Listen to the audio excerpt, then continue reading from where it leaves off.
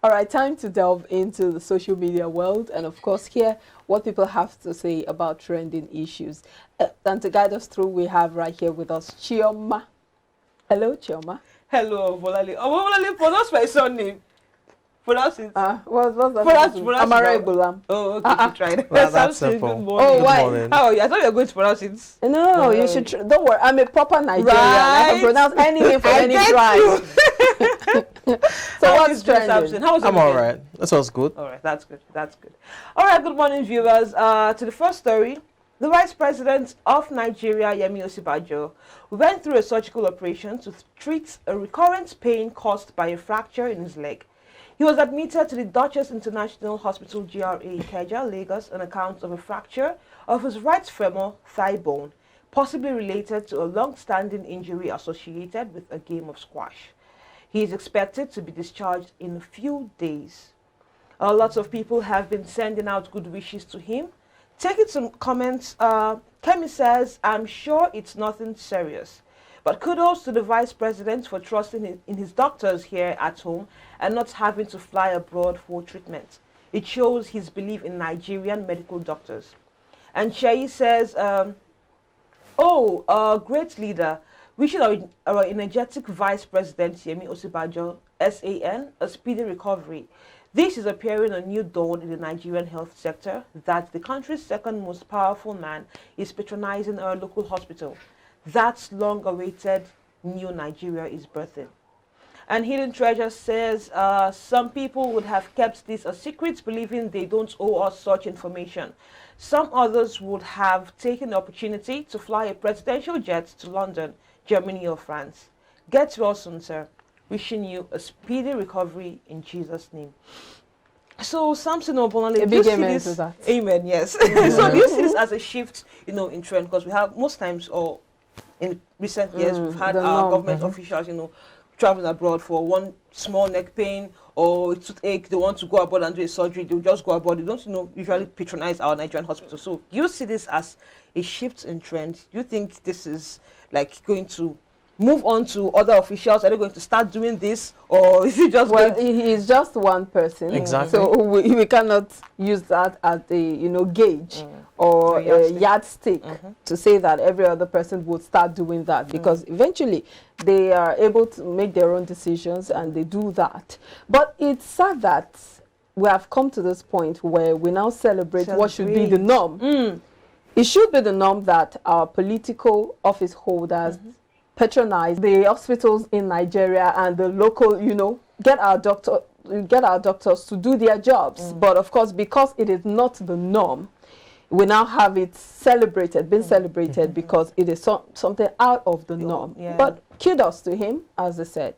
I think it's quite impressive. As she said, it's not something that should be over the top celebrated in terms of because it's meant to be a norm, but it's good that he's still able to patronize our local doctors here. And look at it, I don't think in the 7.5 years or 7 years plus of his reign as the vice president, he's had a reason to really go out to get medical treatment. I think this is the first publicized treatment he's had. So the fact that he's having that here is quite commendable. We know so many politicians would, travel. Even for throat infections. Mere headaches, We once had a former governor who was a sitting senator at the time, pride himself as having built the most, I think he timed the 21st century hospital somewhere in Akwa Ibom. Yeah, and just a few weeks after, barely a week after that statement, he had a minor accident and had to fly out. No, just bruises, but it's what it is. I think it's just another pointer to where we are as a nation. The fact that people tend to travel out, not because it's of their own, free will, but because they know that the best of care will be gotten, outside of the shores of the country. So if our medical sector is properly, our health sector now, if it's, attended to and it's in proper shape, there's nothing stopping our politicians from getting treatment here. And that means that this hospital now that he went to is definitely going to be very, very expensive, and the common man won't even be able to afford, the bills that this hospital would, would take for their treatments. Well, you can't say that for sure. Yeah. You may be surprised that, I mean, it's just a regular private hospital really? And, you know, okay. Yes, yeah, it may be, you never can tell. I think at the end of the day, it's a statement that, one, he trusts, you know, his health to the hands of those who, Nigerian doctors, you know, that he has probably been patronizing for long, even before he became the vice president. It's also a reflection of what should be in terms of, you know, politicians at least trusting that their health can be attended to right here at home. Okay, so we wish you a quick recovery, sir. And I'm moving on. In a newsletter shared by Adekunle, he took out time to encourage his fans by sharing a part of his life that wasn't known by many. He revealed that he has been living with sickle cell disease. He said sometime in his life at age 20, he asked God to take his life during an intense crisis. He said, and I quote, "It was life and death. It was physical, mental, financial, you name it. And I went through it all. It was tough, painful, and frustrating. I lived with a sickness no one around me understood. I lived with restrictions all my childhood." End of quote. But he didn't let his limitations stop him. He rose above it and achieved his dreams. He ended his letter of motivation by saying, and I quote, "If you know anyone going through any struggle, physical health and mental, be kind. Show compassion. In fact, be kind to everyone. You just never know what you're dealing with privately.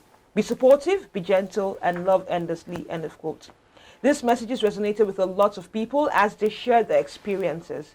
Taking some comments, Igor says, "My heart went to see me after reading this. I served with a copper who had sickle cell anemia, and one time he had crisis and was rushed to the hospital. On admission, I saw him on the sick bed wriggling in pain. It was not a good sight. God keep him." And Tony says, "I always tell people it is not a death sentence. I'm glad someone as famous as him came out to tell his story. I'll be 38 this year, living with sickle cell. I have 2 degrees and moved to Canada as a permanent resident recently. Who says you can't live your life? It's only one." Doctor says, "Today I cried a lot, didn't have the emotional and then physical strength to do anything. I asked if I was ever going to be enough and if I would ever get anything right, if I'd ever be happy, etc. I'm a believer, but I had a downtime today. Thanks for sharing for me, this helped." And finally, Nwankudu says, "Wow, never knew Adekunle Gold is living with sickle cell. That's brave of him. Keep fighting hard, man. You're a warrior. Had a patient that is 52 years old, living with sickle cell. You can beat that age if you keep fighting. It's not easy. I have seen them in pains, but don't give up, guys." So, Samson, Omobolale, you know, most times we have people really try to like castigate people living with sickle cell. You know, treat them like they're not part of society or call them sickle and all that. But now we have Adekunle Gold coming out, you know, to the public and saying that he, you know, has been living with sickle cell all his life and he has been able to come out of it. You understand? He came out strong. He's living his dream right now. But what do you have to say about this, really? Yeah, it's encouraging, especially for people who are going through the same, you know, sickle cell anemia.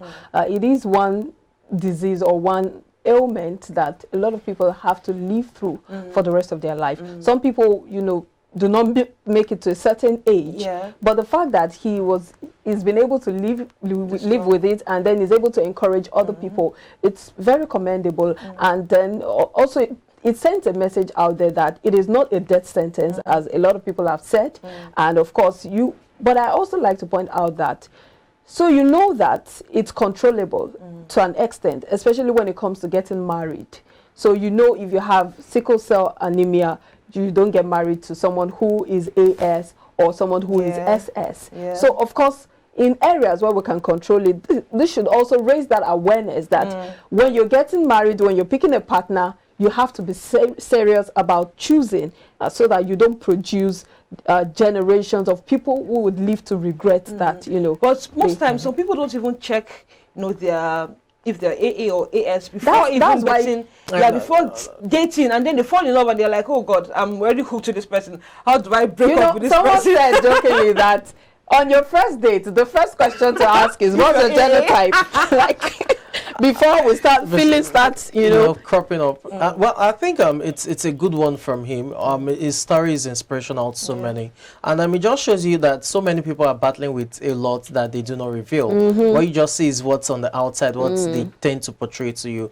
I think at the end of the day, everyone is going through a lot. It's not, you know, limited to sickle cell patients alone. You have people battling with, you know, severe cases of asthma, depression, so many things. I mean, if you see asthmatic patients also have their crisis, you just wonder when they're gasping for breath and all. So it's really difficult to put in words the experience, because you're not the one experiencing it. But for everyone who has one health issue or the other and they're nursing that, you know, privately, I have to, you know, give my heart out to them and just, you know, pray that they have the strength to keep pushing, because that days you are willing to fight, that other days you just want to give up, like, why me? It's, you know, he also said that, you know, when he was 20, he wanted to, yes. So, you know, it's about having loved ones around and, you know, just having that belief that you can carry on. And that's, you know, as a result of the loved ones around you who can keep on pushing, keep on, you know, inspiring you that you're worth more than what you're dealing with. I hope that everyone, exactly, I hope that everyone dealing with one health issue or the other really gets the, you know, support they need in terms of not just medically, but also, you know, the moral, physical support from loved ones and friends. Encouragement, absolutely. We all need that, whether you're going through something or not, but everyone, of course, is going through one thing or the other. And of course, reminds me of Osinbajo, who died of the sickle cell anemia. May our soul continue to rest in peace. Well, let's wrap it up with a quote of the day, and that is from Oprah Winfrey. And this quote says, "I believe that the only courage anybody ever needs is the courage to follow your own dreams." Of course, you need the courage to follow your dreams, no matter how little it may look, no matter how big. You know, someone said that if your dream is not bigger than you, then maybe you should sleep again and dream again. So, of course, to follow your dreams, you need courage, and you have to shut out distractions, shut out negative voices, positive vibes only. You know. All right, on that note. On that note, we'll wrap it up today. Thank you so much for being a part of iBrand Daybreak. My name is Omobolanle Adeshi. Have a pleasant day. And I remain Chioma Amaribulam. Do enjoy the rest of the day. I'm Samson Lady. Do have a great day.